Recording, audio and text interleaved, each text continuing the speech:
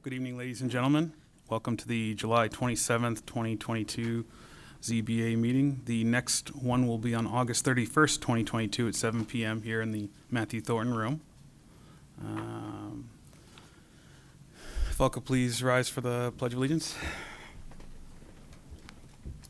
I pledge allegiance to the flag of the United States of America and to the republic for which it stands, one nation, under God, indivisible, with liberty and justice for all. All right, and Rodney, do you have the preamble?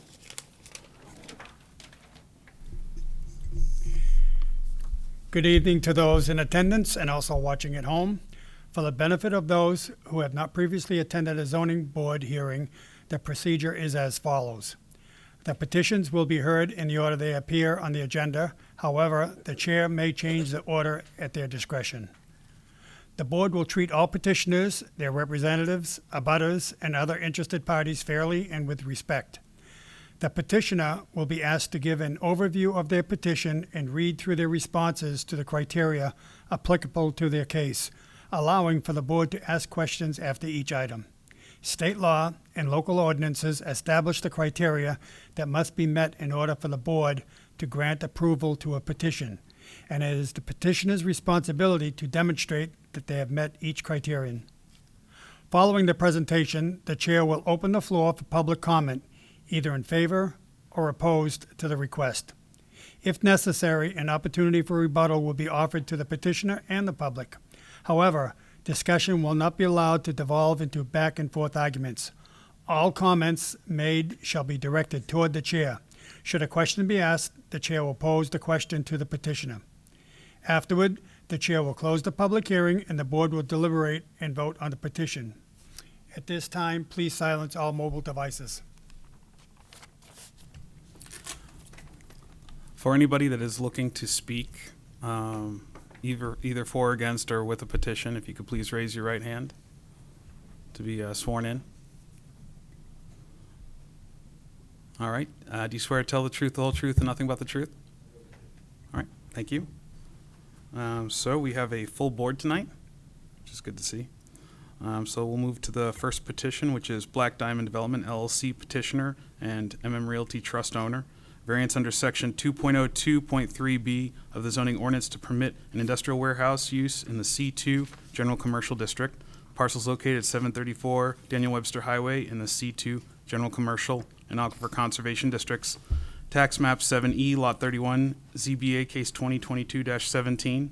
And this has been continued from the last two meetings.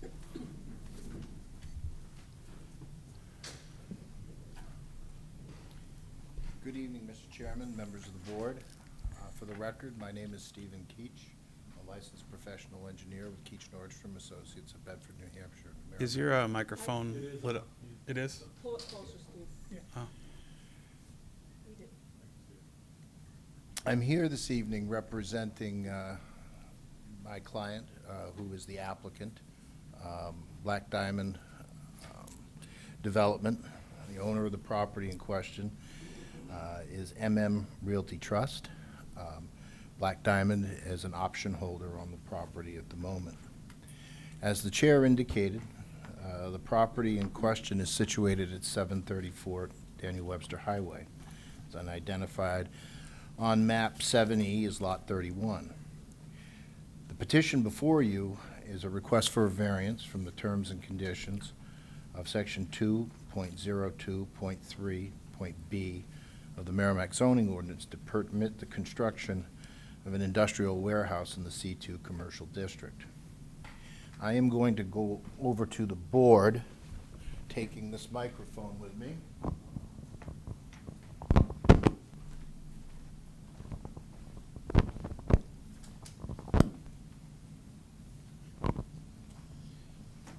Give you a little walkthrough of the property. This is a property that essentially all of us that live in town are familiar with. It's the home of Majestic Motors, has been for many years. There is a single-family dwelling, an outbuilding near the northeast corner of the premises. There's an automotive repair, auto body shop, Vern's, I believe, that's been here for many years.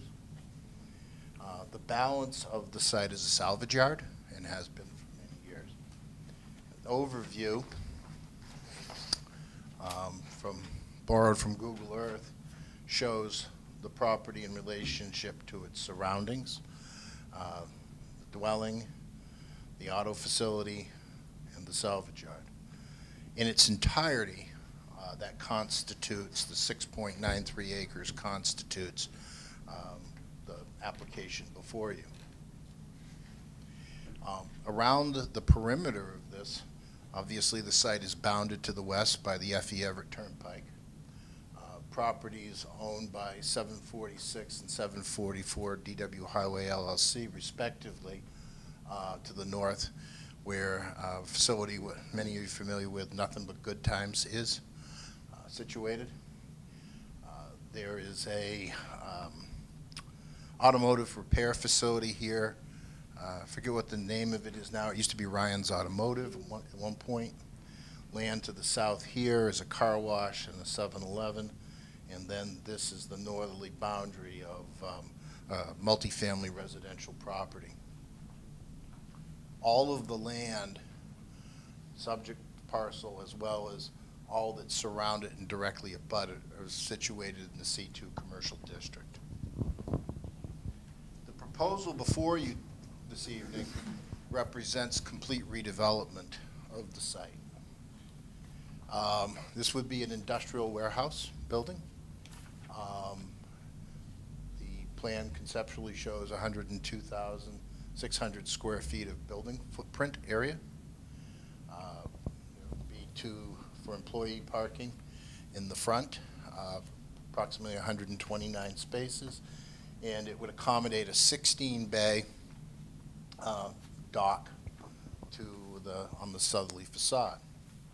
Access would be provided from DW Highway near the southwest corner of the property, or southeast corner of the property, rather. At this point in time, Black Diamond is an option holder on the premises. They do not own the property.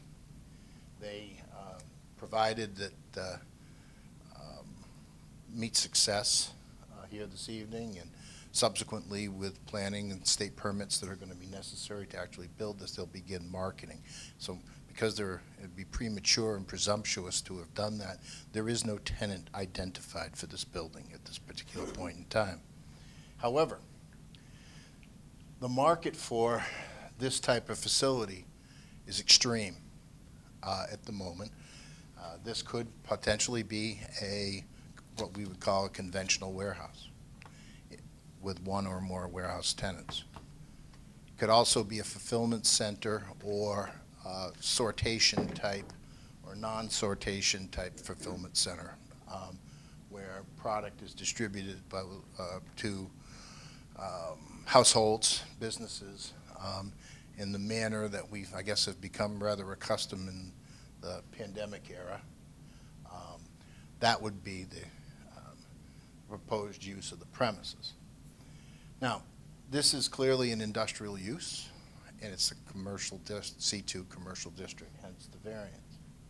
When you look at the array of uses around here, to the north especially, and to the south, on the easterly side of Daniel Webster Highway, obviously there's quite a mix of uses in this area. What this plan would do, if implemented, would effectively clean up this property. Obviously, the existing use, predominant existing use of the westerly portion of the site is a pre-existing non-conforming use as a salvage yard. I think it's pretty obvious that the construction of this building would probably add an increment of 8 digits to the tax base of the town of Merrimack on an annual. The site is exceptionally well suited for this because of the grade and contour of the property. The area near the top is flat. Great soils that would accommodate a building of this dimension. One of the most attractive portions of the site for this type of use is its proximity to the transportation system here in southern New Hampshire. Obviously, immediately north, just over the Bedford line, is access to and from the Everett Turnpike, Manchester Airport, very short distance in each direction. Obviously, if we get on the coming to or from the Everett Turnpike, it affords vehicles entering and exiting this facility to travel to and from I-93, Route 101, places where they want to be without driving through a tremendous amount of traffic that's local traffic. So we feel this location is exceptionally well situated for this type of use. Can I ask a question about this? What is the frequency in which 18-wheelers are going to be coming and going from this facility? We do not have a tenant at this point. The tenant would likely take one of three warehouse forms, and the Institute of Transportation Engineers has three separate land use codes that describe each of those and the frequency of the volume of traffic that they produce. The first is a traditional warehouse. We all know what those are. There's a big box of stuff, and it often goes from distributors to wholesalers, that type of thing, to retailers. The opportunity that our client seeks to attract would be a warehouse fulfillment center. And there's really two types of those, and the difference in traffic volume produced are significant. There is the Non-Sortation fulfillment center.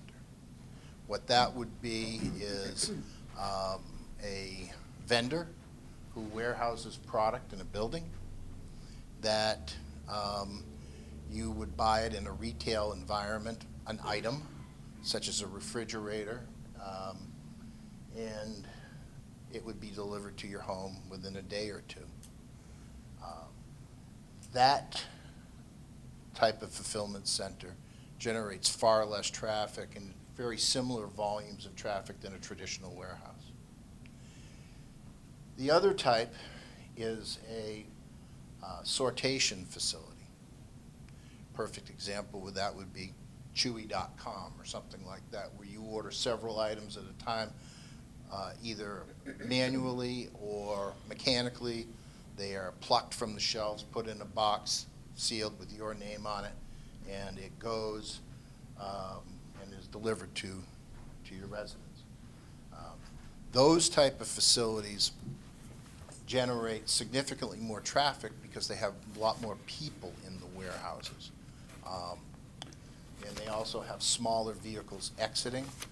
They're more delivery, common carrier type vehicles. Again, at this point in time, there is no tenant because there has been no marketing of this done. But obviously be premature. In terms of volumes, most of the fulfillment center types that studies have shown they operated off-peak. The vehicles that do deliveries traditionally either exit either before the peak hour volume in the morning or subsequent to the peak hour volume in the morning to go and run their deliveries. Typically, the trucks are parked in a location such as this in the after hours during what would traditionally be considered a third shift type time frame. They're loaded at night, so when the drivers arrive in the morning, they can depart immediately and begin their day. Then, because of the fact that most of the scheduling that is done by these organizations and businesses that do this, they try to hit off-peak hours so that they don't get tied up in other people's traffic. They either exit this facility after the peak or before the peak, depending upon their destination. If product were to be dispatched here for Concord North, they would probably leave before 7 o'clock. And if it was going to be a local product, it would probably be after 9 o'clock in the morning, that type of thing is how they usually schedule it for efficiency on the part of the operator of the facility. Interestingly, last September, the ITE issued the 12th edition of Trip Generation, which is the manual that has the data that all of us who play with traffic numbers rely on or are compelled to rely on when doing analysis. And in that 12th edition, they provided far better data than we had before, simply because of the number of these facilities that have popped up during the period of the pandemic. So we have not done any detailed traffic analysis yet because we don't know which of those type of facilities. What I would ultimately do is probably an analysis that would consider all three, simply because if we were to be in front of the planning board, I think they would want to know that. And it's also a circumstance where, you know, when you have a facility like this, the facility itself will, you know, unquestionably outlive the lease duration of certain, you know, specific tenants. Your first tenant is probably not always going to be your tenant. So, you know, with changes in types of, it'd still be a warehouse, but with different types of warehouse uses, you can also have changes in volumes of, you know, again, the sortation fulfillment center generates approximately 3 times more volume than the traditional warehouse or the non-sortation, just because there's more people in there. Does that help with that question? It seems like, I guess not really. And I know that you can't really answer any more detailed than that because it's all speculative until we know who's going That's to be in correct. there. So, but I appreciate it. Did anyone on the board, does anyone have any questions so far? Just looking at this initially, and I'm dying to see what the 5 points of law are, but the amount of traffic that you're proposing for that area is ludicrous. I live in that area.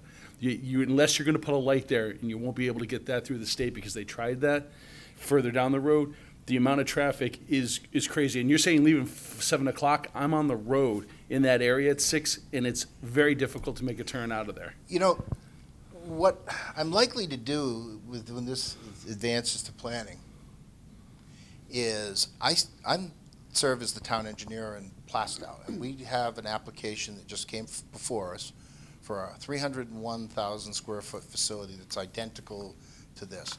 The traffic analysis was done by a guy named Jeffrey Dirk from R.D. Vaness, and I thought he did about as good of a job as could be possible. Now, I don't think your perception, Patrick, is correct. And there is a real live breathing example of exactly this facility right here within 10 miles, 15 miles. It's on Bon Terrain Drive in Amherst, and then there is another one that is the Ashley Furniture Fulfillment Center that was just built on Howe Drive in Amherst off 101A. And again, I happen to be the consulting engineer to the Amherst Planning Board, and I reviewed those traffic studies as well. And my perception was very similar to yours until I saw real-time data. You can't compare 101A to Daniel Webster Highway. That's apples and oranges. 101A is 2 lanes in each direction. The place is, you can't. I'm talking compare the about two. volumes, Patrick. All right. I mean, I'll listen to the 5 points, but unless it's some really, I don't, you know, I'll listen to the 5 points. I don't want to debate the traffic. I know what the traffic's like in that area, and without the warehouse, and the fact that we know that there's more warehouses coming in down by the St. Gobain area, which is also going to add to the traffic. That's, I mean, I don't want to get into tit for tat on the traffic side. Well, I guess I really don't either, because frankly, I don't see that as a zoning board issue for this use variance. I see that as a planning board and Well, DOT. traffic is under the purview of the zoning board. Traffic patterns or traffic volume is one of the things the zoning board can request. You can, Yes. but, again, I'm not going to debate you on that point.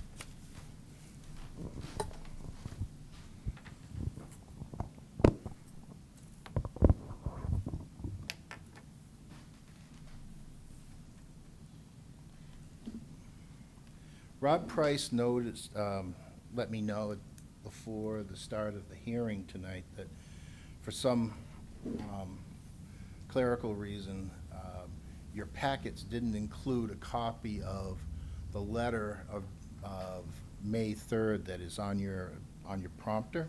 So he'd asked me, he put this up and he asked me, as I gave the presentation on the points of law, to essentially stay on the script here so that you could have it in front of you. Obviously, the first of the criteria that must be demonstrated is in this case, the use must not be contrary to the public interest. In this particular instance, we believe it is not contrary to the public interest. Not because the requested variance will not unduly conflict with the basic purposes of the relevant zoning provisions, as it will neither alter the essential character of the area nor threaten public health, safety, or welfare.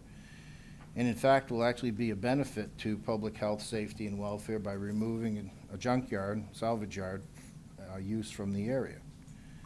The existing neighborhood consists of a variety of commercial uses, gas station, service facilities, restaurant, mixed-use residential, industrial-type uses. The property has operated for many years as a junkyard, and the applicant believes the construction of a modern industrial warehouse building in lieu of the current facility would be in the public's best interest because of potential health, safety, and welfare concerns for the public as it relates to the existing uses. Obviously, in this particular case, what this applicant contemplates is construction of a facility that, apart from what we're here tonight, would be fully consistent with the town of Merrimack's land use ordinances and regulations. We couldn't build it if we couldn't get it approved and demonstrate compliance with your site plan regulations. We couldn't build it if we couldn't get a New Hampshire DOT driveway permit. And obviously, regardless of the volume of traffic that may be there, there's going to be turning movements to and from DW Highway. Obviously, there will have to be mitigative construction done on DW Highway to accommodate those turns. To that end, if you frequently drive that area, you'll notice that between the north and the southbound lanes, there is weaving in and out of third lanes to facilitate left turning movements. Similar to when other projects have been done both in Merrimack and Bedford along this corridor of Route 3, those are typically enhanced to create appropriate length turning buckets to accommodate left turn, and where necessary, stacking for queuing that will be a requirement of the DOT. So in this particular instance, what we're able to do here is we're able to replace what for all intents and purposes, is a pre-existing non-conforming use, and replace it with a modern use that will not only be compliant with the town's land use ordinances and regulations, be environmentally superior to what's there now, far less risk to the environment, and add a tremendous amount of commercial industrial tax base to the tax rolls here in our town. The second point is that it must be consistent with the spirit of the ordinance. Well, when I consider the spirit of the ordinance, I always, in our town, I go to section 1.01 of our zoning ordinance. You know, it's the purpose and intent. I think that probably captures the underlying spirit of the ordinance. I'm going to read verbatim from a portion of that. That ordinance is to promote the health, safety, convenience, and general welfare of the town of Merrimack and to make it an attractive place in which to live. Now, this building will be large, but it will be, I believe, far more attractive than a junkyard. I think it will provide employment opportunities. I think it will certainly be environmentally superior to, when we think of what constitutes a zoning ordinance, the spirit of the ordinance.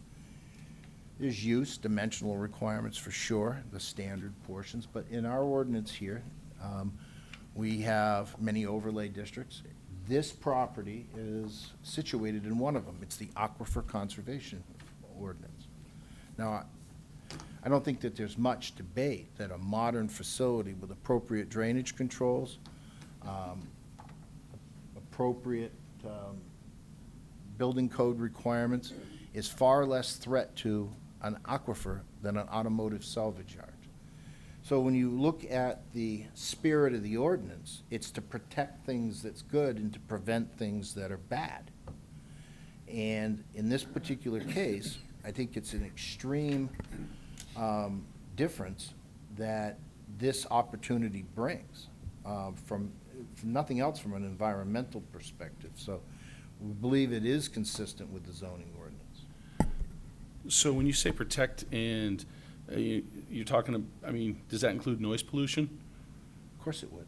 So the increased amount of traffic, the 18-wheelers, you have apartments that are right there, you have housing that's right there, that's all going to increase with a 16-bay trucking facility. Well, the activities that would create the majority of the noise are happening inside of the building, Patrick. But the trucks aren't inside the building. They're not. And they're on, so that's going to be, plus the But, additional amount of traffic. That may be true, but in comparison to the noise that was created by those same trucks or other trucks that motor traffic at the Everett Turnpike on a daily basis, I think if we did a sound assessment, to identify decibels of sound, I think we would find that what would occur at the speed at which these vehicles will operate in a parking lot, and versus the speed of vehicles operating on FE Turnpike, that the frequency and the duration of sound will be significantly less. I will agree that it probably will have more sound opportunity to produce sound than a static junkyard, right? But as far as attenuation of sound, it's not uncommon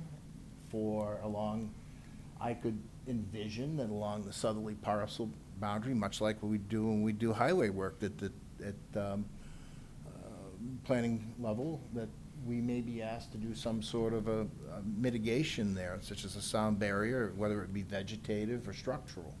I was actually referring to more of the noise pollution that's going to be out on the road. I'll give you the fact that you're right. The highway's going to be louder than a parking lot. However, you still got trucks coming up and down that hill. You've got, because they're going to be using exit 13, I would assume, if they're not driving all the way down and coming up from exit 12.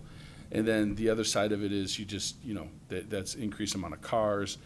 I just was based on, you were just talking about spirit of the ordinance and good versus bad and public, I just was throwing that out there. Just the noise pollution is definitely going to increase in that area based on that, and I don't think that necessarily. Well, obviously,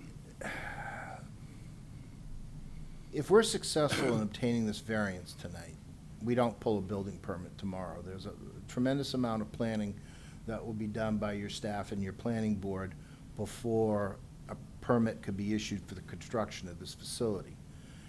The site plan review regulations of the town of Merrimack address opportunities for mitigation of sound. They do. And I would expect that would be a topic of conversation at the appropriate forum. Okay. And at that juncture, the actual volume of trips that this facility would generate would be known, because at that point, the type of one of those types of 3 warehouse distribution facilities would most likely be known. we would most likely know by that point in time, or well into that process, what variety of those three types of warehouse distribution uses, or whether there's a distribution component at all, you know, for fulfillment would be known. It's not known at this time. What is known at this time is that the site is very conducive to it because of the physical characteristics of the land and its surroundings. In this particular case, the matter of sound will certainly be secondary to the scream that is heard from the F.E. Everett Turnpike, with the volumes of high velocity traffic that travel north and south on that in an open corridor on a daily basis. Folks, when I first moved to Merrimack in 1986, I lived at Webster Green. I was sandwiched between the F.E. Everett Turnpike and Route 3. It's not a place that you wanted to be on motorcycle weekend, let me tell you, because of the sound of you know, it was loud. Now, these type of facilities are facilities that modern economies depend upon. This is how people, all of us in this room, I suspect, have ordered product that is delivered to our homes by a facility like what we're contemplating. If we're going to have one of those in to service our population here in Merrimack, don't you feel that perhaps the best place to put it is at the end of the municipality where it travels the least on Merrimack roads? At this location, it's less than a mile to the F.E. Everett Turnpike, the Wazoric access road to the airport, and easily connected by those same highway networks to 93, 101, etc. So I ask you to keep that in mind. Can I just ask a quick question? A little bit piggybacking on Patrick's comments. Looking at your chart up there where the tractor trailers all line up, looking at the chart just below it, is that Maple Ridge Apartments? Yes, it is. Yes. Okay. And could I ask Robert a question?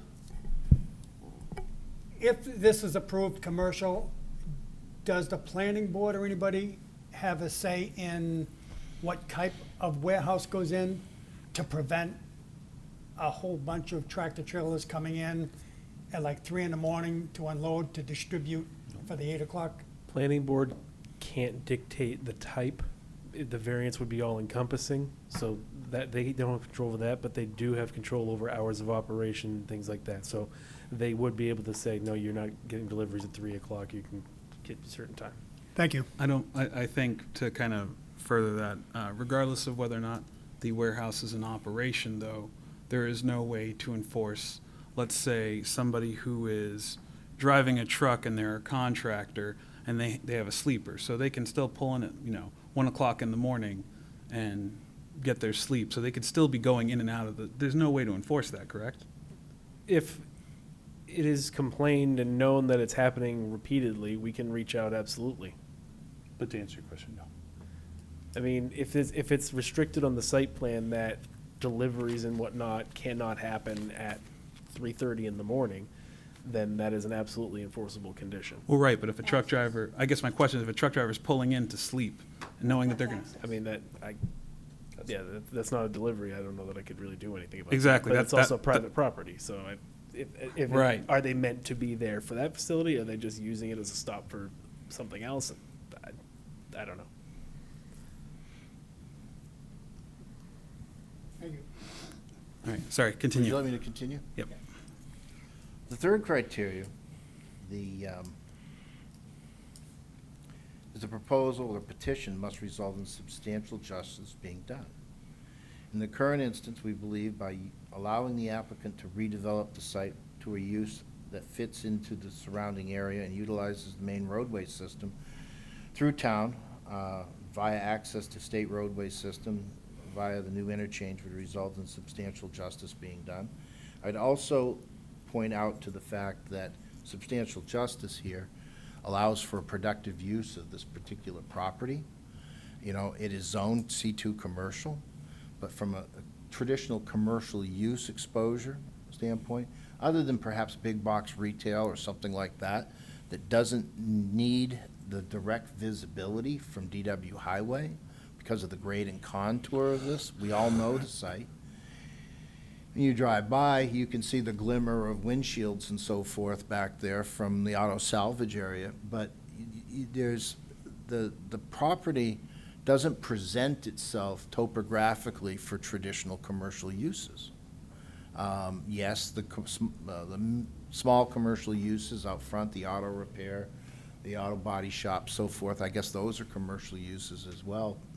But the bulk of the property, as you look at the illustration, the figure, is to the west of the rise in the property. So substantial justice is allows somebody to make an appropriate use of their property, and we feel, again, in this particular instance, because of the conditions of the property and because of the opportunity for productive use here, that substantial justice would be achieved through approval of this petition. The fourth point, if you're ready, Mr. Chairman, Yes. is that the use must not diminish the value of surrounding properties. Again, the site is currently a junkyard.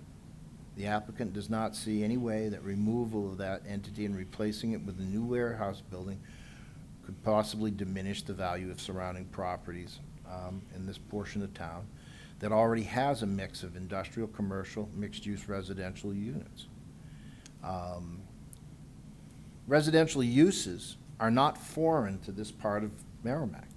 Perhaps the tallest building, industrial building in our entire town, perhaps in region, county, is located a fraction of a mile to the south, the former GE, now Sango Bay building. Right? There are other industrial uses. I hope that one day there's more. You know, we have industrial land on the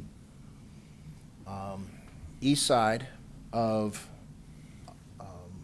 DW Highway to the north of Society Hill that I would love to see developed industrially. That's what it was put there for. Unfortunately, the quality of that land does not present itself for a use of this magnitude and size. But from the surrounding property value, I can't think of a potential use that you could have adjacent to property that one owns that would be more of, that would negatively affect the value of the property more than a junkyard, other than perhaps a landfill or something. But it really serves the same function. It's the end road of a manufactured product, right? This is where it is. Lastly, it must be shown that the denial will result in unnecessary hardship. In this instance, owing to the following special conditions of the property that distinguish it from others in the area. There is no substantial relationship between the general purposes of the ordinance and the specific violation being applied to the property. Obviously, there are two ways to determine or demonstrate unnecessary hardship. One is the existence of special conditions or circumstances that distinguish the subject property from others. This application has outlined the special conditions, the hardship case. That, as most members, I believe, would agree, a viable commercial site requires access from main roads and the transportation network to have a chance for success. And the layout of this parcel doesn't allow density or visibility for proposed commercial uses on the site. And as such, the applicant has proposed an industrial warehouse building located on the rear portion of the parcel. where visibility isn't important, and it won't be necessarily visible from those trafficking Route 3. Denial of the variance would have a substantial, would not have any substantial relationship between the general purposes of the ordinance and the specific variance being applied for, as it would not allow the existing facility to be removed from the town. Obviously, in order for that junkyard to disappear, it has to be replaced with something that is economically viable. This is not an inexpensive piece of land. From a commercial standpoint, we look at other pieces of land north of Bedford Road that are commercially zoned. There has not been a lot of activity, commercially sustained, tax base expansion in those, not along that corridor, for decades. In this particular case, this proposal affords the community to expand its tax base, which the commercial industrial districts were created for in the first instance, do so at the end of town, if you will, and fill a vital role in commerce, not only in our municipality, but in our region.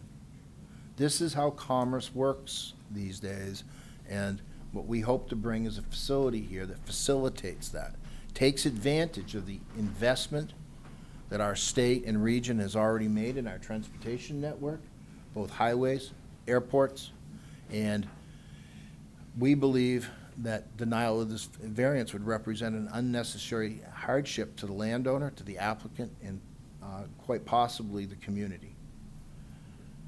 And then the second portion of that is the proposed use is a reasonable one. The proposed use of an industrial warehouse building located only a few parcels south of the industrial zone is believed to be a reasonable use by the applicant. The proximity to the transportation network, again, is important. We feel that this location, immediately is adjacent to the F.E. Everett Turnpike and U.S. Route 3 sandwiched between the two of them, is represents a very reasonable use given proximity of this property to the balance of the community. With that, Mr. Chairman, I've concluded my presentation. If there's questions the board would like to direct, I would be happy to answer them. I guess, You know how many units are at Maple Ridge? I do not, but I suspect Rob could give us an estimate. Bear with me a minute. I suggest you may want to move on to some other questions while I'm digging this out. Can't hear you. He's going to look it up, and if you want to do another question, he'll give you the answer momentarily indicated. Yeah, the your mic. same question, number of units at Crosswoods, or crossing the, yeah. Houses in Crossroads Path number about somewhere around 65, and then there's 4 condo units that probably have about an average of about 15 units. No, more than that. Probably about 25 units in each of the 4 buildings. And then there's an apartment complex in the front of Crossroads Path, and then they're building an identical one right across the street at Crossroads Path. That'll probably add about another, the one that's being built now will probably add about another 30 to 30 apartments.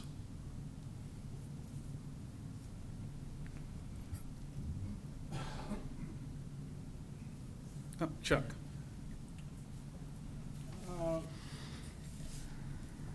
I guess I'm a bit of a neophyte relative to being not a full voting member this evening of Is your microphone on? There you go. I said, I guess I'm a bit of a neophyte this evening, not being a full member of this body, but only an alternate. So I won't have any ability to actually vote on this facility as it's presented. But as long as we're asking questions about the all of the units that are in that area, might I ask how many of those residential units do not have signalized access to Route 3? I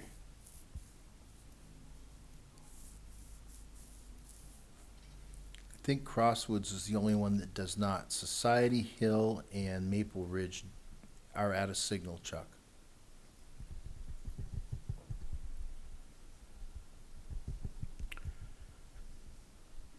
I actually am I'm a little concerned that we're having conversations about traffic when, for the most part, my understanding of the Zoning Board of Adjustment had traditionally left those issues to the Planning Board.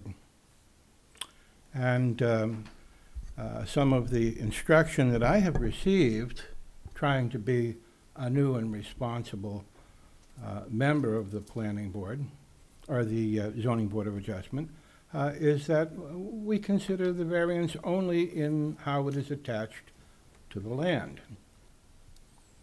And so I'm left a little confused how to reconcile The planning board, the tenor of some of these questions. just so you know, Chuck, zoning is, traffic can be a zoning, zoning can take traffic into consideration. You're right, it was a planning, but that changed a couple of years back, that the zoning can also now take that into consideration when looking at a variance. Well, Just, that's not the only discrepancy that I've noticed in the desired conduct of a zoning board and the actual conduct of a zoning board. So I'm still learning and trying how to reconcile these things in some comfortable manner with my colleagues when I do have an opportunity to vote. But I will lend my voice at least to the idea that I think that the presenter has very thoughtfully and thoroughly made his case for a variance. And I found it persuasive and convincing to myself that it would be good in all of the elements that he expounded upon relative to the benefits to the town of Merrimack. They almost seem too numerous to particularize. And so I wouldn't want... Could I just interrupt? What you're saying is valuable, and I appreciate it. Could that be saved to the closed, No, once we close the public no, hearing? I'm sorry, I don't believe it can be saved. Because I believe we have somebody here Well, to ask questions. Well, you know, I'm sorry. I tried to be nice. Well, no, I appreciate it, I Chuck. tried to be very nice in explaining how it's difficult to reconcile the operation of the zoning board and how it's supposed to be conducted. And I find that rather than, as you read in the very opening statements, Mr. Vice Chairman, all conversation is supposed to be directed to the chairman. And yet a lot of back and forth takes place without the benefit of some newbie like myself being able to understand where on earth that question might have come from, when everything I have learned up to this point suggests that that's not something that should take place. So I'm just saying that I still apparently have an awful lot to learn about how the zoning board operates in a consistent manner. All right, I think we're getting really off topic here. Well, it may well be off topic, but it's pertinent to the applicant's position out here. And I rest my case in support of the applicant. Okay. So there are two issues that I have with the application, and I'll try to address them in the order I think is appropriate. For spirit of the ordinance, I am struggling with spirit of the ordinance because we've had many petitions in front of us where something was a hybrid concept where it had some component of commercial, some component of industrial, and we had to vote on that. This I don't see as being one of those cases. This looks like a straight, pure industrial use in a straight commercial area. And where I have an issue is, let's say, because we have to speak in hypotheticals here, we don't have a tenant. Let's say a company like Amazon were to move in there. Where I live, I see 3 Amazon trucks on the same street at the same time. I can't imagine how many of these trucks are moving through Merrimack at the same time. If this were Amazon and they were all coming out of here, I can tell you right now, the traffic in front of this location is god-awful twice a day. And from what I understand, the facility does generate traffic in Nashua, but they have 101A, and 101A can certainly handle it. DW cannot. The 2 locations that I believe you referenced in Amherst, also on 101A. There's also industrial space just north of here where it is 2-lane, and I think that makes more sense to be industrial for where it is. Now, let's take that out of the equation. Let's say it's a company like FedEx where there's a lot of contractor trucks that decorate their vehicles FedEx. They are going to park anywhere they can sleep. That's just what they do. So they're gonna pull in here whenever they so see fit. Because if you're driving a truck, it's not like there's a lot of places people can park. They can go to like a Walmart parking lot until they get kicked out, but they're gonna be looking for places to park. Typically truck stops, which I don't think there are any in the area, or where they're going to do their pickup, which allows them to be on site when they wake up. So those 2 seem to kind of contradict the commercial area in my eyes. The next issue that I have is unnecessary hardship. If there was already a tenant and the tenant needed the space because of certain properties or certain characteristics of this land, I would say, okay, I understand the unnecessary hardship. But when there's no tenant, it seems to me like this is actually a financial decision, not a necessity. This is a person who owns property looking to make the best use of it to capitalize on it. And I appreciate that, but I don't think that's the best use of that particular property, that particular location. So although I don't need a car count, per se, to really look at traffic, I think this is a pure industrial use. I don't see any kind of hybrid functionality. I don't see any kind of commercial in here. And I don't see how it would be in the spirit of the ordinance to take a purely industrial item and plant it into commercial. It would be the same as stuffing that in the middle of the Merrimack outlets. And I would probably say the same thing to that too. It doesn't make sense to me. I don't see the hardship at all. I mean, I just don't. And I understand that that's something that we need to discuss, but at this point in time, I personally can't. I don't see this as making sense to me. To your remarks about the hybrid use, okay? I would, in the contribution a facility like this takes to modern commerce. More and more people, all the time, do transactions.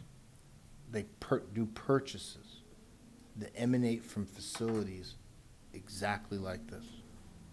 We used to drive to malls or stores to make individual purchases. This is a vehicle of commerce. So commercial, commerce, this is a vital function to commerce, number one. I don't disagree with that. Number 2, if we look at transportation in general, much like those who advocate for centralized transportation, trains, buses, one vehicle carrying more than one individual. It's the same principle with this type of delivery. You have one vehicle that is erasing the need for whatever number of boxes that are on that truck today. I'm buying dog food from Chewy.com. I don't have to go to the store as an individual trip to make that purchase. Rather, a truck takes that same box to me and 40 other people in the same day, makes its rounds, much like the mail service does, right? As it relates to the commerce piece, this is modern commerce. Zoning, yeah, commercial. It doesn't put a date on, or a time frame on what the definition of commerce or commercial meant on a particular date. It's ongoing. A zoning ordinance lives from year to year until amended. In this particular case, because of how our society conducts commerce, this is a vital part of modern commerce. That's true, but let's say this is a medical facility warehouse that stores equipment for hospitals. That I'm not buying syringes, at a Walmart. I'm not the customer of any of those products, but it's still creating the same issue. No, but you could be the user if you're in need of that and you're in the hospital. But if I'm in the hospital, I'm going to the hospital. I'm sorry, I don't see the value. Interesting concept on the commerce and one vehicle taking the place of multiple households going out on the road. But I also do see the hardship. This is a piece of land that is going to be developed. Thank heavens, because what's there now is a danger to the health and safety of our water supply, as well as anything else. I mean, I don't know what you're gonna find when you go to dig a foundation for that. You may not be able to because of the stuff that's there, but that's a whole nother story. I think something is going to be built on this piece of land. I think it is close enough to the boundaries of the industrial that industrial could easily have been expanded down that far. It wasn't, but it could have been because it's so close. So that I think this is an appropriate use for this property. And the hardship is they're going to develop it. Correct. And I'm looking at the other facilities that we've been talking about, or I've been talking about in planning board, and Flatley's a classic one. They're not finding the commercial customers looking to find space. They are looking for industrial space, in warehouse type space. And the concept of an Amazon or going in there, or a Chewy going in there, that's more commercial than it is industrial. I understand the medical stuff, but I think there's a hardship in developing this land the way it is, and I fully agree with them. And Okay. as far as traffic is concerned, the traffic is gonna go from this location to exit 13. If you're coming north, you're not gonna get off at 12 and go through all the traffic to get to there. You're gonna go to 13 and go to south a mile. You don't know that. Oh, yes, I do. I can't imagine a truck getting off at 12 and wandering through DW Highway to get there. They're just not gonna do it. Coming south, they're gonna get off at 13 and it's a mile from 13. They're gonna use 13, so that, and I've seen the traffic between 13 or between Webster Green and Bedford Road. Yeah, it's horrible. But I don't think we're gonna be affecting that. I think it's gonna be just north of that, and it's a mile. So I'm kind of on the other side of the argument here. Okay. Can we move along and have this discussion after the Okay. public has? All right. Yeah. I'll go ahead and open the public hearing. Is there anyone looking to speak in favor of this petition? Is there anyone looking to speak against this petition? All right. I will close the public hearing and we'll move to deliberation. So the question I have is, we have a lot of mixed use here. And is there a way to approve this subject to the planning board addressing the issues of traffic congestion and noise pollution? I would say probably not, although, Planning board certainly is going to consider those things, there's no question. Because I guarantee you, if the truck comes in the middle of the night and we're in a heat wave, that truck will be idling all night long with the AC on. Mhm. Conversely, if it's in a deep freeze, they'll be idling all night long with the heater on. And if I'm at Maple Ridge, I'm not sure that would, Where they're putting the parking for the trucks is up higher, more on a level with Everett Turnpike. It's not down on the DW highway level, which is, certainly would affect Maple Ridge. It's And- elevated. And planning board can also do buffering to prevent the noise pollution from going either north or south. And I would lay odds that planning board will do that. okay. I do think that's an important step in Yep. the total process that you go through for all the approvals in town. Agreed. I think he makes some good points on how our commerce is changing. We order so much stuff now over the internet, and it gets delivered to our house by basically a small van Yep. on it. But it's got to come to a distribution center by a tractor trailer into the warehouse, then to be redistributed. So our means of consumer commerce is definitely changing. Whether it's COVID or not, it's so convenient over the internet. The only thing I gotta go to the store for is if I gotta try clothes on to make sure they fit me right. Don't even do that. You know, unless it's something I already have sized and bought, like a pair of jeans. Okay, but I see a lot of benefit to this, but I think it needs to be carefully approved, if that's the end result, with consideration for hours of usage that could lead to disturbing, and also traffic. I don't like to go on DW Highway now during morning rush hour, evening rush hour, because making a left-hand turn is incredibly hard, and the traffic just crawls and crawls along. So, you know, what he says about off-peak hours does make sense on it. Assuming that that's what they're doing, and if there's a traffic light here, you know, that provides an immediate entree to move in and out. I can't imagine DOT allowing a traffic light there. But that one van that delivers your items to your house also delivers them to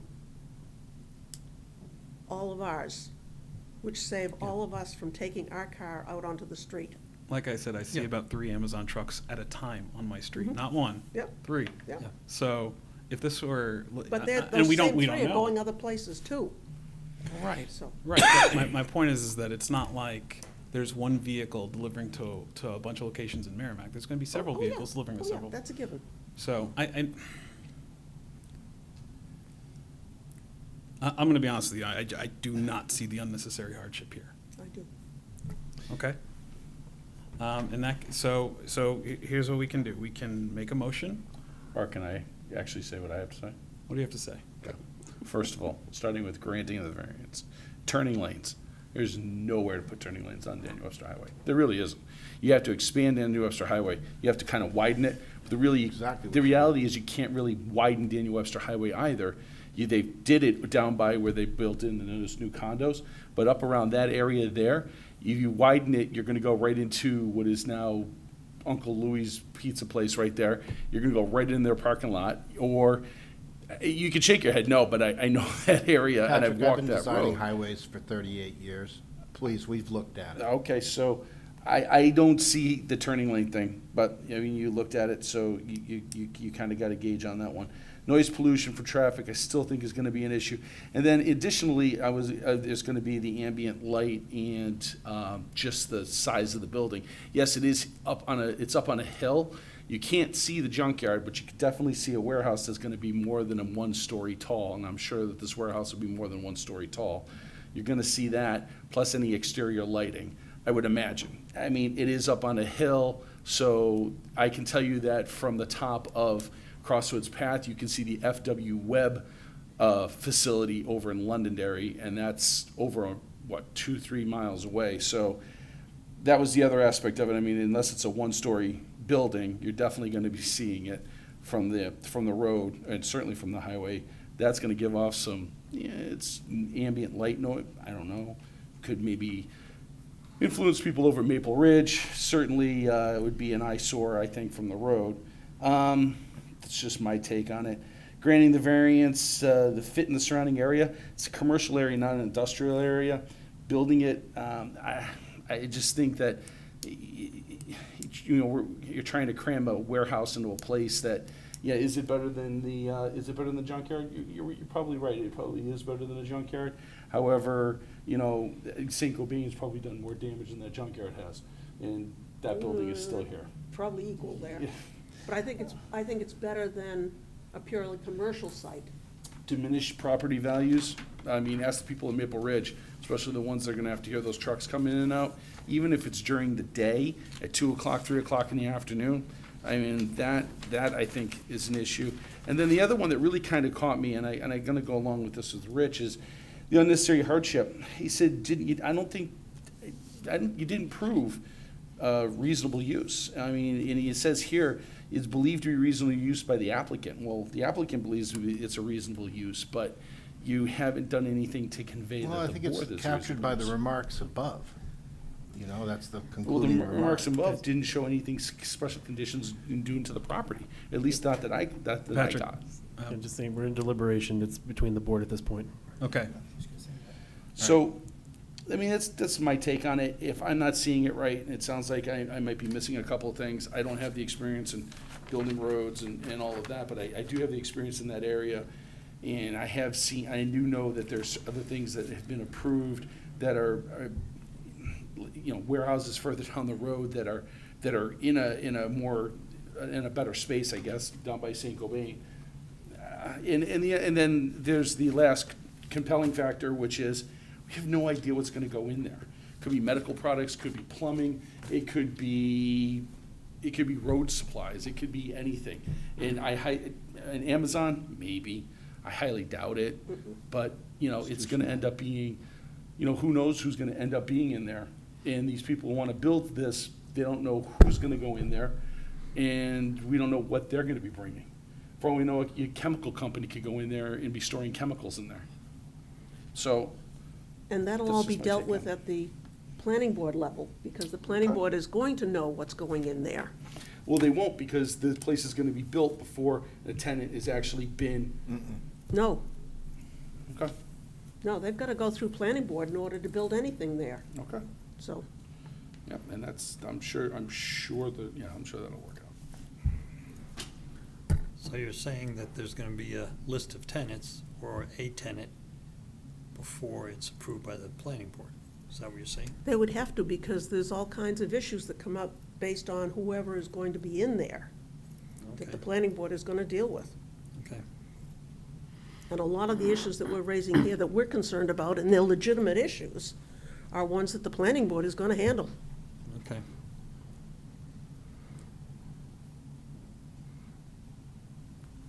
All right, so either way,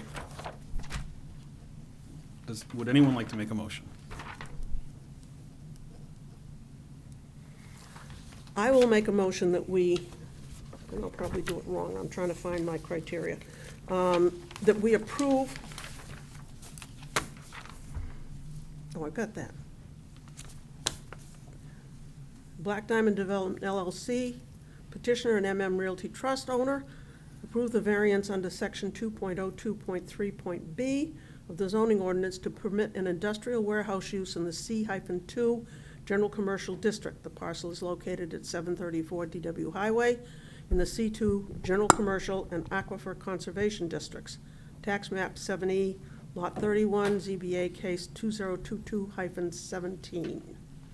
Subject to the condition that it's approved by the planning board. Subject to the conditions in the staff memo, and we need that's what I was looking for, is the criteria. Here, you want the,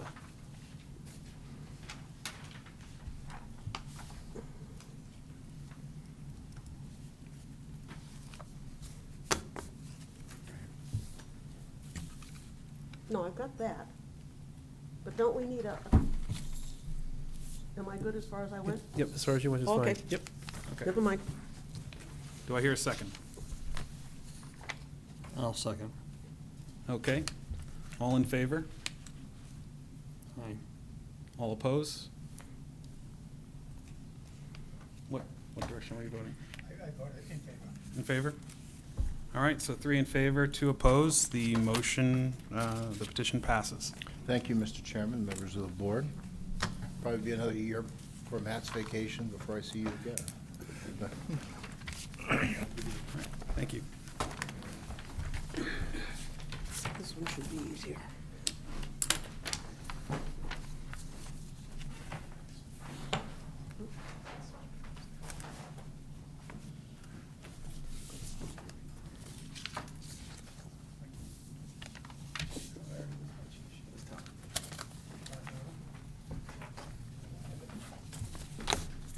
I just sent it back to you.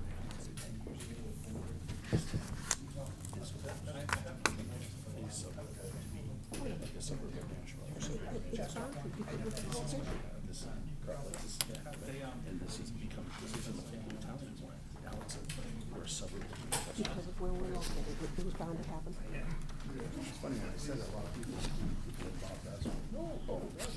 All right, so the next petition, Peter McClintock, petitioner owner, variance under section 2.02.13 E4A of the zoning ordinance to permit the construction of a single-family dwelling 20 feet from the front property line, whereas 30 feet is required.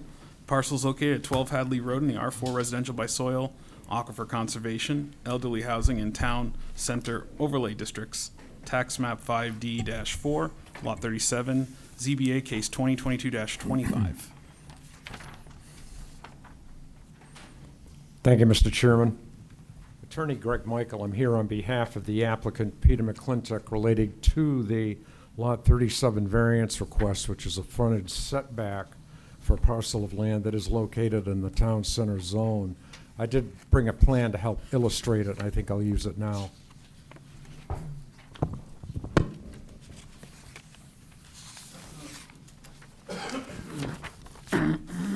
This area on Hadley Road is an older grandfathered area of the town of Merrimack. This lot has been here for quite some time. I've got another plan that shows a little of the area. Our lot is 37, which is here. You see 43 and a number of smaller lots surrounding McElwain Street and Hadley Road. And this development started way back, I think 1899. There was a further plan by the McElwain Company in 41 or 44. So this area has been, I use it, like this for quite some time. And the proposal here is to allow the use of Lot 47 for residential dwelling on Hadley Road on a lot within the town center zone. Here, the town center zone, for a newly created lot, you need 20,000 square feet. This lot, interestingly enough, is close to 23,000 square feet, but we're not creating it. The town center zone allows any lot of record to be used for its intended purpose, so long as it meets the setback requirements. In this instance, we have sufficient frontage, we have size, we have our rear and side setbacks are more than sufficient to satisfy zoning.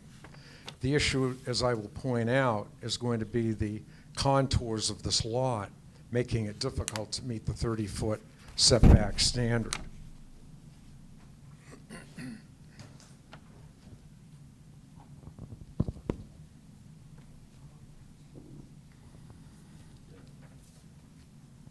Page turned.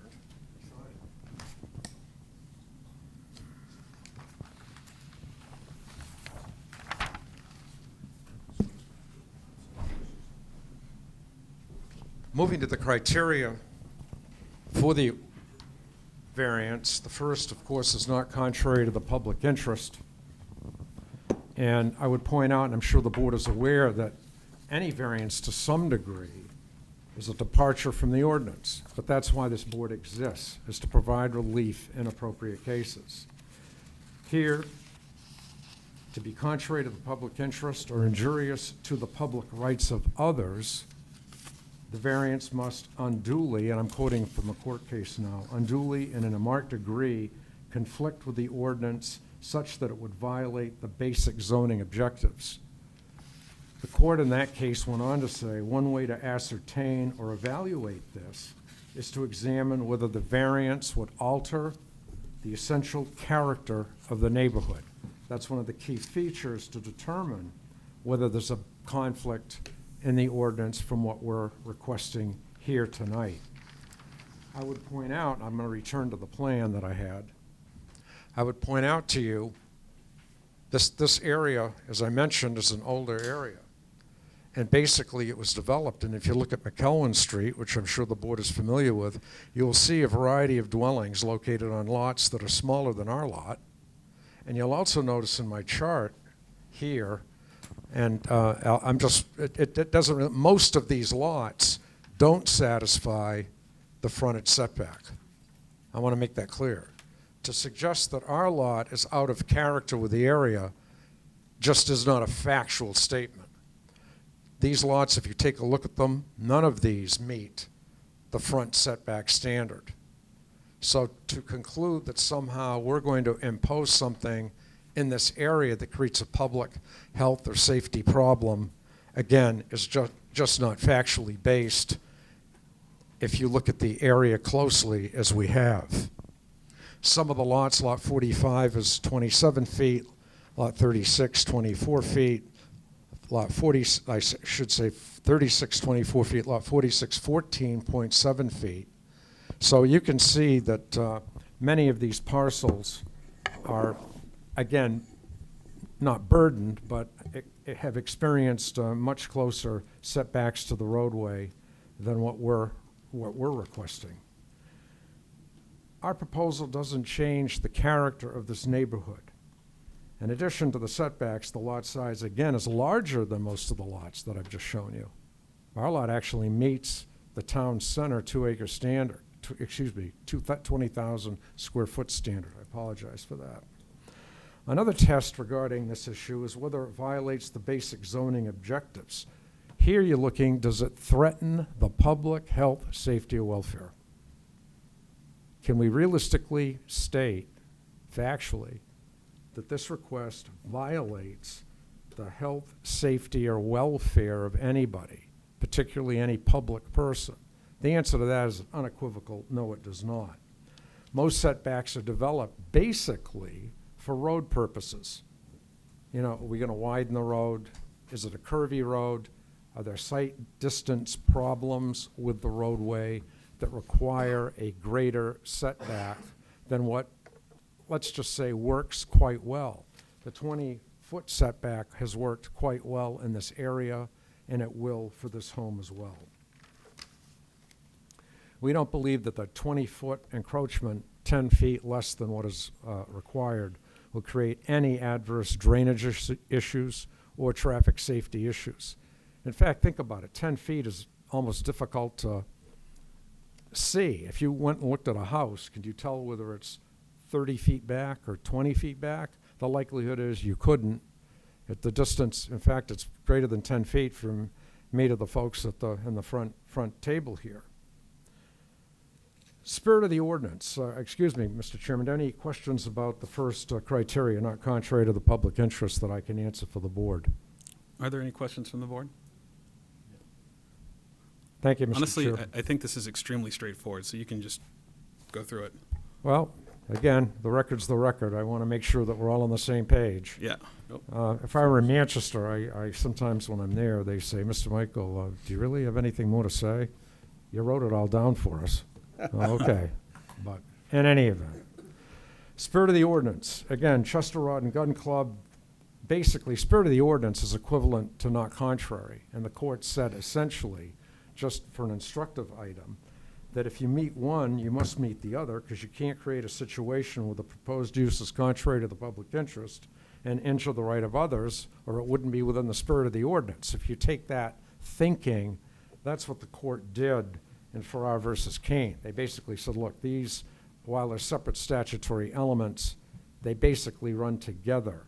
And here, the basic premise for the structure setback, I've already told you, is to ensure appropriate traffic issues, road widening issues, and also something that doesn't mix it up, so to speak. And in this area, as I've already made very, very clear to you, it doesn't mix anything up. That's the way the area was developed.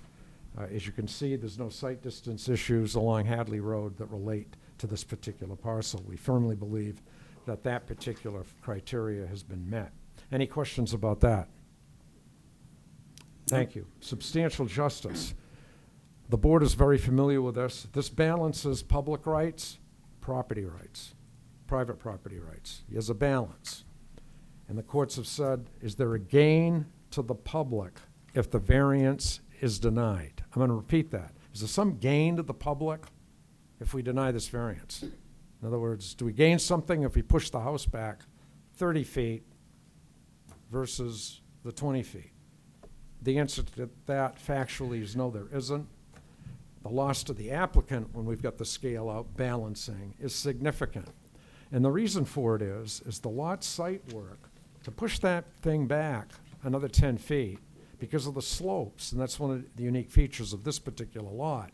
The slopes, to push that thing back, it requires a significant amount of further engineering and about $20,000 in extra fill, just the fill, to make this thing work, that extra moving it back 10 feet. So when you're balancing public rights versus our private right to use our property for a reasonable use, which is residential, the two don't mix. It's fair and reasonable to allow the variance so that we can proceed with the residential use, which the property is zoned for. Any questions about that? Nope. Thank you. Diminish property values. The answer, short answer is no, it won't. There's no indication at all that this is going to diminish. The Supreme Court, in looking at diminution, has more or less said, is it a reasonable use? And they define that as a permitted use. So it's a permitted use, therefore it's a reasonable use. To suggest that a permitted reasonable use is going to diminish values in this area on a lot that meets the size standard, by the way. Again, no factual basis to suggest that. There's no safety issues that would diminish surrounding property values. There's no impact that we believe would affect that criteria. Any questions about that? Thank you. Unnecessary hardship exists when the property has special conditions that distinguish it from other properties in the area. Here, there's no substantial relationship between the purpose of the ordinance, I've been discussing it repeatedly with you, and the application of the ordinance to this parcel in this location. It makes no sense. There is no rational basis for it. Again, the proposed use is reasonable. I would also point out that the Supreme Court, in a couple of cases that most people don't follow, that often, here I mentioned to you that, under Garrison v. Henniker, you're entitled to some reasonable return on your investment. Here, it's going to cost us, as I mentioned, at least $19,000 just for the fill to help make this work if we went back that 30 feet. That is a fairly significant chunk of change, and in the current housing market, we're trying to develop some housing. We're trying to use lots that are suitable for housing, and this is a suitable lot in our town center overlay district. We believe that clearly that is a hardship in and of itself, along with the unique features of this lot, which are the steep slopes on a lot with no house that meets the other standards. In fact, it's the only lot in that area that meets the size standard with the slopes that this lot has. So this is a unique feature to this particular parcel. We believe that, again, the final criteria is it reasonable? I've already said that. I'm not going to repeat myself. It is residential use in a residential zone. We believe that the hardship clearly exists based upon, again, the unique features of the lot, the extra economic hardship that would entail if we had to move it back 10 feet. Therefore, we believe the variance should be granted. We think it's a logical request, a plain English request, I would point out, and I would hope that the board would look favorably upon it. Thank you. All right, thank you. Any questions from the board? All right, I'll open up the public portion of the meeting. Is there anyone looking to speak in favor of this petition? Anyone looking to speak against this petition? All right, I will close for discussion or deliberation. So, much like the majority of Merrimack, everything's non-conforming. No, And a neighborhood that was built in the 1800s, I'm sure it's not going to be non-conforming. You look at just looking at the right-of-way sideline at the house across the street, it goes through their front porch for Hadley Road. I drove by there and I saw the space. It would be silly to say, oh, and that's the other thing too, you know, that's if it's even dirt and you don't have to blast, and hopefully they wouldn't have to. But I think that my recommendation would be to make a motion to approve. So unless there's other further discussion, Have at it. I'd like to make a motion to approve Peter McClintock? Clinton. Petitioner owner variance under section 2.02.3, 2.13E4A of the zoning ordinance to permit the construction of a single-family dwelling 20 feet from the front property line, whereas 30 feet is required. The parcel is located at 12 Hadley Road in the R4 residential by soils, aquifer conservation, elderly housing, and town center overlay districts. Tax map 5D-4, lot 37, ZBA case 2022-25. I'll second. All right, motion made by Patrick, seconded by Lynn. All in favor? Aye.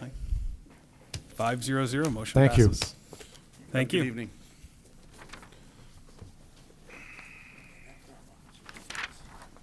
Yeah. Yes.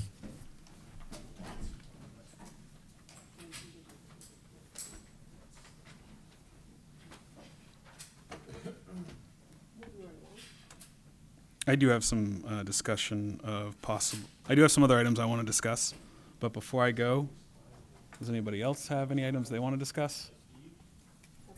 Motion to approve the minutes.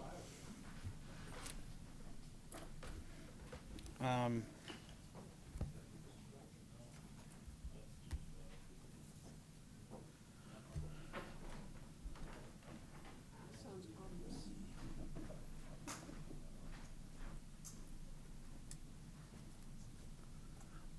I wanted to have a discussion about some of the things that Chuck brought up in the first petition. The first being, one of the things you brought up in the petition was that you felt that the board was not following protocol. So I want to address that. In our preamble, we do state that discussion is between the board and the petitioners, not the chair and the petitioners. Discussion should not go through me. In fact, I don't want that. I want the board, all board members, including alternates, because when I was an alternate, I always questioned the petitioners. I want everyone to be able to communicate with the petitioners. I do not want discussion going through me at all, period. It's not how we run the show. I would like to know about what other, because you didn't state what other items that you felt we do that don't follow protocol, but you referenced that we do several things on the board that do not follow protocol. So I want to know what these things are.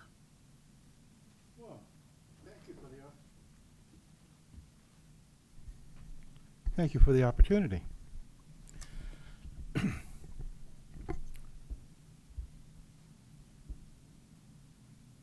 You have to understand that people learn by example. And while I claim to be a neophyte, I am not.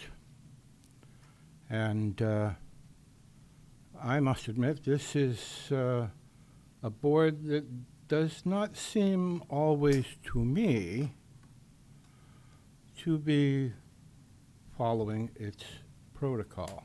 Now, certainly it's not functioning like a lot of other boards that I have been on. And I don't mean just here in Merrimack. I don't have any problem with you asking a petitioner a question, or any one of the board members asking the petitioner a question. When the petitioner answers the question, that should be it. I'll be quite frank with you. I felt that there was a little bit of badgering going on with the applicant when somebody didn't like the answer that the petitioner provided. I would suggest that that is a matter for the board, not between the petitioner and a particular member of the board. Now, I know I've had my wings clipped at least once for that sort of thing, and perhaps that's the foundation from which I'm expressing a great deal of this. Okay. My anticipation would be, for instance, that when somebody answered the question, it then laid in the hands of the members of the board to bring up for discussion with each other. After all, we're not trying to persuade them. We're trying to persuade each member of the board to what they think is a practical conclusion or a reasonable outcome.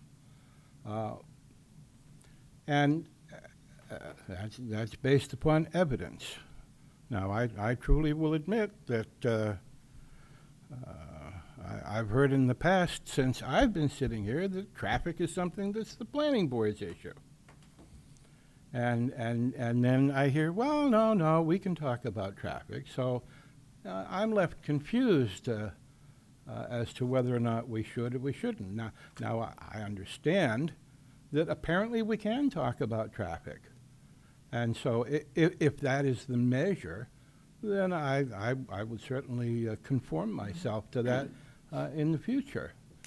But I don't want to be confused about any given meeting, what we can or can't talk about, or what we can or cannot do. And I would personally like to see a separation from the board and the petitioners.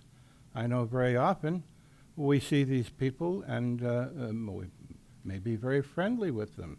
They may have been here repeatedly for business or whatever, but we are here for the town of Merrimack, and I would like to see a clearer separation, and that the conduct of the board is entirely justifiable as a zoning board of adjustment. So, two things that I would respond to that. The first being, there are a lot of people who come in here, and this is their first time ever sitting in front of a board, and they come in a little nervous. And those are the people that I think it's in our best interest as a board to build rapport with, instead of conducting business like we would with an attorney who's been in front of 100 boards. We should get to know the person, find out a little bit about why they're doing what they're doing. It helps them to communicate their thoughts to us. It helps us to maintain a conversation. So if we were to be following the law to a T and not interacting with them in any way other than the appropriateness of the 5 criteria and ignoring all else, that would make them uncomfortable. And, that's not what I would want to see. That's not how I would want to feel if I were in front of a board. Let's just suppose that your courtesy extends considerably in that direction. Does it extend to the point where some fellow comes in who's new to our country, he can't speak any English, he doesn't have an interpreter, he wants a variance for something, nobody can really figure out quite what it is, and so ultimately we just kind of throw up our hands and say, okay. I'm not sure I understand what you're asking. It happened while I was sitting here. It just happened several weeks ago, and I can't remember, the other gentleman came in and helped him. Matt came over and helped him. Yes, yes, Well, yeah, Matt Nordstrom, right. from a professional company, just happened to be there sitting next to him and tried as courteously as he could to help the man. But he by no means represented him. Nor was what the man was actually looking for anything but apparently deduced on our behalf as being somewhat harmless.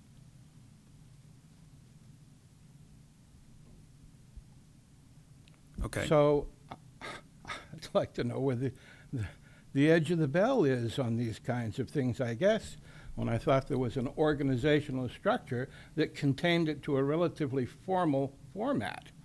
Are you asking if we should dismiss that person because we cannot understand them? Is that, I'm confused with that specific point that you, if somebody with a. Are you with a- asking me what I would do if I No, was no, no, chair? No, I'm asking, you just mentioned something about a person of another nation coming in and we don't understand them? Is that what you were saying? I was simply using that as an extreme that was an actual case that happened here. Okay, right. And you, So the chairman is suggesting, well, I'd like to have a conversation with people. You know, I like to get to know them. I want to try to help them. All of these things are very noble. Right. But being a board member, I'm trying to figure out where does it stop on either side of the bell curve. So I'll tell you right now that the way that I communicate with the person who sits in front of me has zero to do with how I vote. I have passed a bunch of variances for somebody, and then the one time they're in front of me and they give me something I don't like, I'm going to shoot it down. Well, with all due respect, you sounded a little hostile this evening. That I did? Yes. I will tell you right now that I'm deeply offended by your comments earlier. I think there's a time and a place to bring up believing that we're not doing our jobs as a board. That time, excuse me, that time is now. That time is not in the middle of a petition, and I ask that you never do that again. Are we clear? No, we're not terribly clear. Okay, then where are we not clear? We are not clear in that if you think you can bully me as chairman, you are mistaken. And what am I doing to bully you? Telling me that I erred in some fashion and I must never do that again. Don't you ever admonish me like that. Never. You think it's appropriate to question the board's This is ability? the place where we do our public business. And if you don't like the color of the laundry, the best place to wash it is still in public. And I will take my raps for that one way or the other. But you will not admonish me what to do and what not to do ever. Let me make you very clear on that. So be it. That is all I had to say. Do we have anything else to discuss? Agenda. Minutes. Meeting minutes. There's a lot of things I could say, but I'm going to hold my tongue at this point because if I start saying stuff, it's going to go. Fists are going to fly. So let's just go with approval of the minutes. Second? I gotta find it. I'll second it. All in favor? Aye. Abstain? Okay. I didn't watch it. So 401? All right, and everybody's favorite. I make a motion to adjourn. I second that. All in favor? So moved. Thank you.